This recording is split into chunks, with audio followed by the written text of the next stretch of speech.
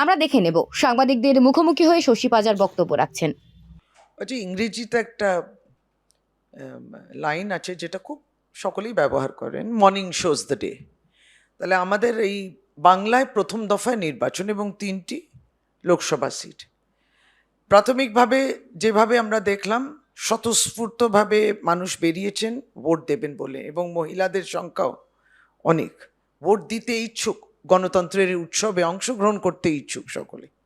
আর এই গণতন্ত্রের উৎসবে কুচবিহারে আমরা দেখলাম যে ভারতীয় জনতা পার্টির যিনি প্রার্থী আছেন তার নেতৃত্বে গতকাল থেকে তারা আইন ভঙ্গ করছেন এবং হিংসার ঘটনাগুলো করছেন। তথাপি তার সত্ত্বেও দেখা যাচ্ছে যে তার মুখে সে বিব্রত, একটু ঘাবড়ে গেছে। তার বডি ল্যাঙ্গুয়েজ, তার শারীরিক ভাষা যদি বোঝার চেষ্টা করেন, বোঝা যাচ্ছে ভালো নেই। মোদির একজন মিনিস্টার কিন্তু হারছেন, এটা আমরা বলতে চাই।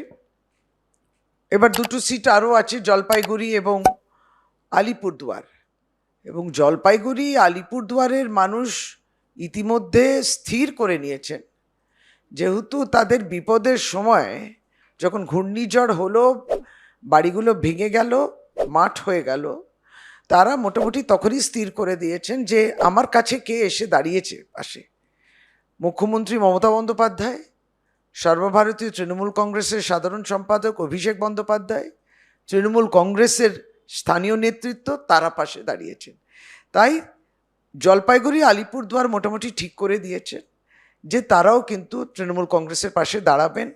এটাও আবারও বলি, এই স্বতঃস্ফূর্ত গণতন্ত্রের উৎসবে মানুষ যেভাবে বেরিয়ে এসে ভোট দেওয়ার জন্য আগ্রহ প্রকাশ করেছেন, তার মধ্যে দিয়ে এটা আমরা আপনাদেরকে এই দুপুরবেলা প্রতিক্রিয়া আমরা দিলাম।